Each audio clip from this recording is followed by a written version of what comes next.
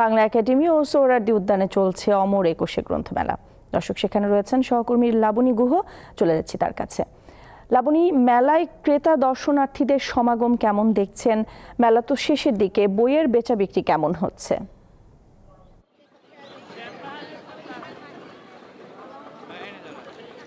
নাদিরা, আপনাকে প্রথমেই জানিয়ে দিচ্ছি ২৪তম দিনে নতুন বইয়ের সংখ্যা।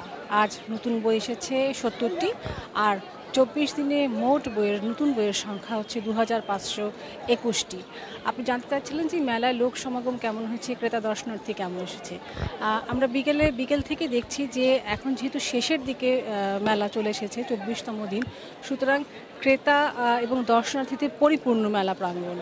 বিশেষ করে আমরা এর আগে যখন দেখেছি যে কারো হাতে অনেকেই ঘুরছিলেন, ফিরছিলেন, বেড়াচ্ছিলেন, আজকে এসে একেবারে ভিন্ন চিত্র দেখা যাচ্ছে যে প্রত্যেকের হাতে একটি করে বা দুটি করে, অথবা আর অনেকের হাতে অনেকগুলো করে ব্যাগ দেখা যাচ্ছে, অর্থাৎ তারা বই কিনছেন, যে যার যার পছন্দ মতো বইগুলো কিনছেন।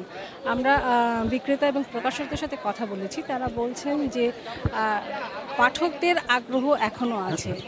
কাগজের বইয়ের মোবাইল পড়লেও কাগজের বইয়ের প্রতি তাদের আগ্রহ আছে, যার কারণে এই পুরো মাস জুড়ে যারা প্রথম দিকে বুক লিস্ট দেখে দেখে চিন্তা করেছিলেন বা হিসেব করে রেখেছিলেন যে কোন কোন বইগুলো কিনবেন, এই সময় এসে তারা সেই বইগুলো কিনছেন।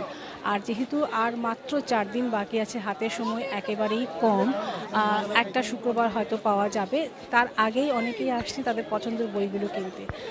আমরা বাংলা একাডেমির সাথে কথা বলে দেখেছি যে যতগুলো নতুন বই এসেছে তার মধ্যে কবিতার বই বেশি এসেছে, এছাড়াও শিশুদের বইগুলো বেশি এসেছে। আর তরুণ পাঠকদের পছন্দের শীর্ষে এখনও ক্লাসিক বা পুরোনো দিনের বইগুলো আছে। নতুন লেখকদের বইও কিছু কিছু বিক্রি হচ্ছে, তবে সেক্ষেত্রে যেটা দেখা যাচ্ছে যে বেশি প্রচার বা প্রচারণার দিকে তাদের মনোযোগ দিতে হচ্ছে। নাদিরা। লাবণী, ধন্যবাদ আপনাকে।